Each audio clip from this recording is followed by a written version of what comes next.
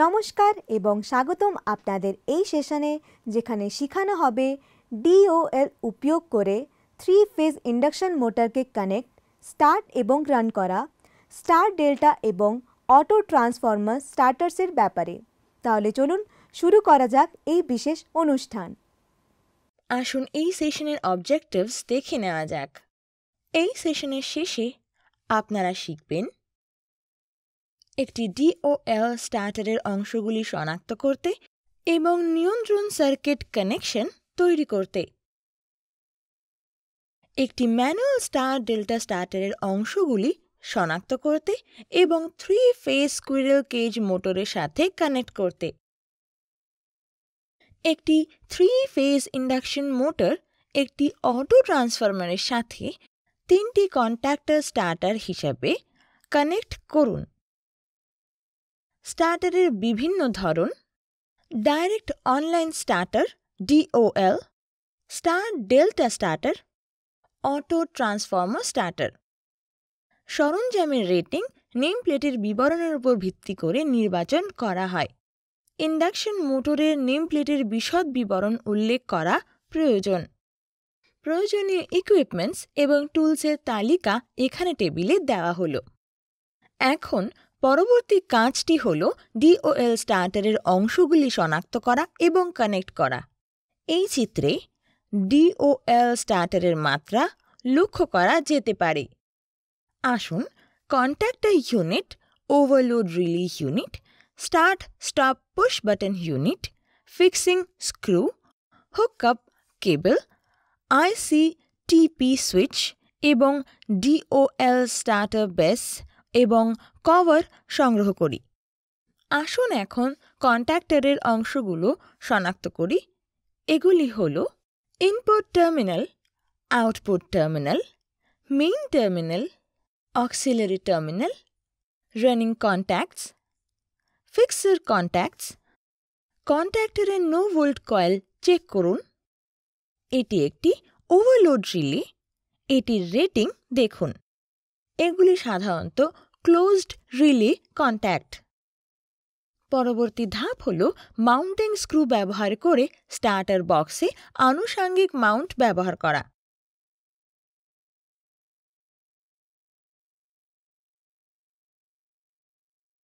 আমাদের এখন circuit diagram অনুসারে স্টার্টার সার্কিটের সাথে হুকআপ তারগুলি সংযুক্ত করতে হবে। হার্নেসিংয়ের জন্য অ্যালাওয়েন্স রেখে প্রয়োজনীয়তা অনুযায়ী হুকআপ কেবল পরিমাপ করুন এবং কেটে নিন। আসুন এখন কানেক্ট করা যাক। হুকআপ কেবলের হার্নেসিং পরীক্ষা করুন যাতে তারগুলি স্টার্টারের কোনো চলমান প্রক্রিয়াতে হস্তক্ষেপ না করে। আমরা ডিওএল স্টার্টারের অভ্যন্তরীণ তারের সম্পূর্ণ সংযোগ আবার একবার চেক আপ করব। যেহেতু ওয়্যারিং এখন শেষ হয়ে গেছে, স্টার্টার বেস বক্সে স্টার্টারটি প্রাচীর ফ্রেমে মাউন্ট করার জন্য গর্তগুলি খুঁজুন। ওয়াল বা ফ্রেমে ভার্টিক্যালি স্টার্টার মাউন্ট করা যাক। এরপরে আমরা এর প্রধান সরবরাহ সংযোগ করব আইসিটিপি সুইচের মাধ্যমে স্টার্টার ইনকামিং টার্মিনালে।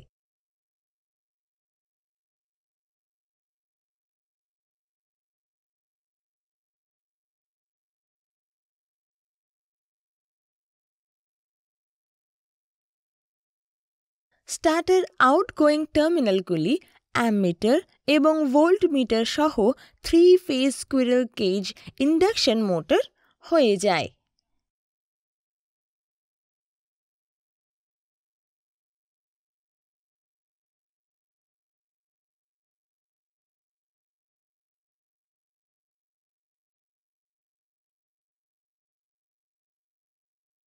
প্রোটেক্টিং আর্থিং কন্টিনিউটি কন্ট্যাক্টরগুলিকে সংযুক্ত করুন, অর্থাৎ মোটর এবং স্টার্টার কেস আইসিটিপি সুইচের সাথে দুটি পৃথক পিই যুক্ত এবং পিই কন্টিনিউটি কন্ডাক্টরগুলোকে মেইন আর্থিংয়ের সাথে নিরাপদে যুক্ত করুন।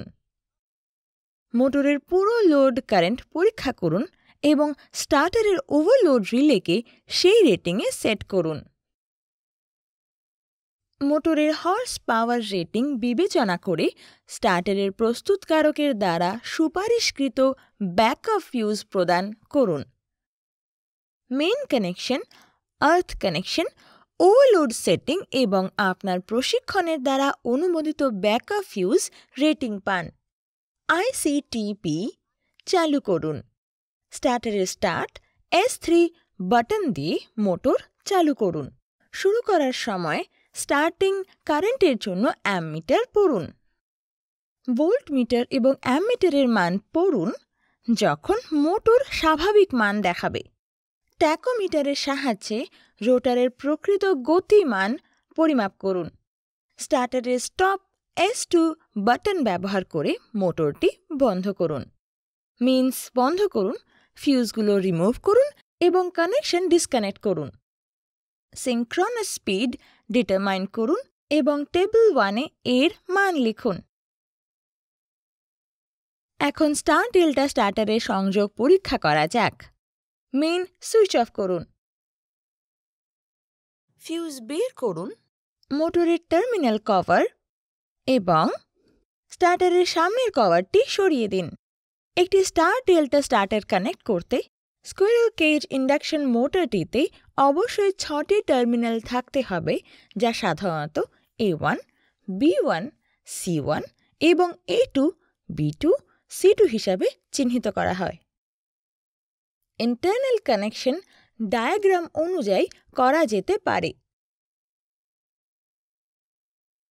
এখন সার্কিট ডায়াগ্রাম অনুযায়ী মোটর, স্টার্টার এবং আইসিটিপি সুইচের কানেকশন তৈরি করা যাক। অ্যামমিটার মেইন সুইচ থেকে একটি লাইন তারের সাথে সিরিজে যুক্ত থাকে এবং দুটি লাইন তারের মধ্যে ভোল্টমিটার। ফিউজ ক্যারিয়ারের প্রদত্ত মোটর রেটিং অনুযায়ী ফিউজ এলিমেন্ট ওয়্যার করুন এবং মেইন সুইচে ক্যারিয়ার ঢোকান।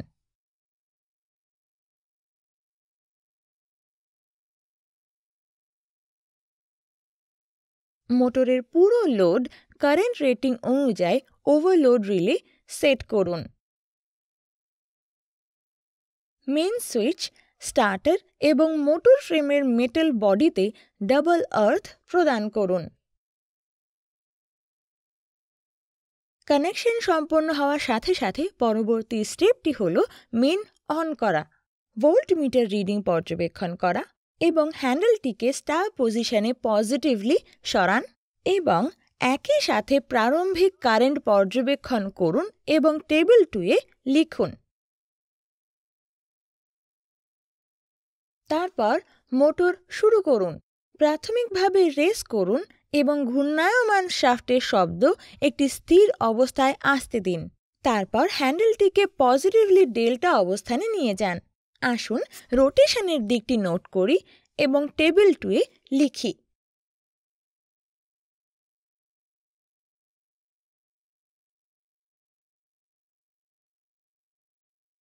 চলমান অবস্থায় মোটর দ্বারা নেওয়া কারেন্টটি নোট করুন এবং টেবিল 3-তে কারেন্টের মান লিখুন। স্টার্টারে স্টপ বোতাম টিপে মোটরটি বন্ধ করে দিন। মেইন সুইচটি অফ করুন এবং ফিউজ বের করুন।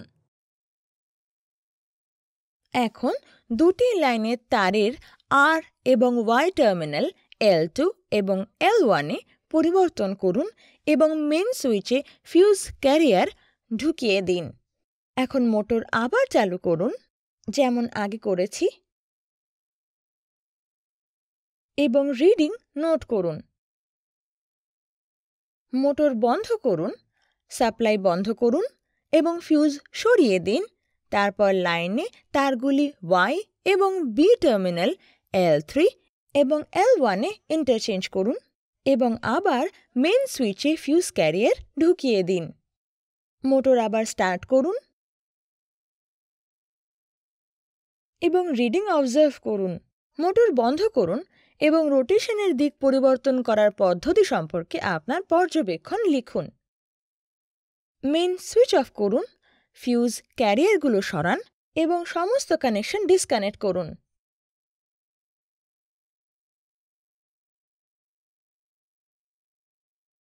স্টার্টার সংযোগের জন্য আমরা যা করতে যাচ্ছি তা হল auto transformer starter.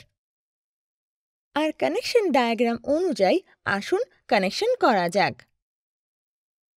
Rate voltage প্রয়োগ না হওয়া পর্যন্ত অটো ট্রান্সফরমার পরিবর্তন করুন, মোটরের আরপিএম পরিমাপ করুন।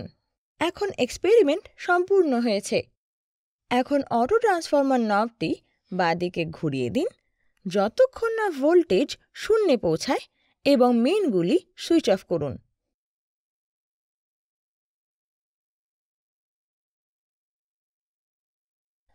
রিক্যাপ, আজকে আপনারা শিখেছেন একটি ডিওএল স্টার্টারের অংশগুলি শনাক্ত করতে এবং নিয়ন্ত্রণ সার্কিট কানেকশন তৈরি করতে,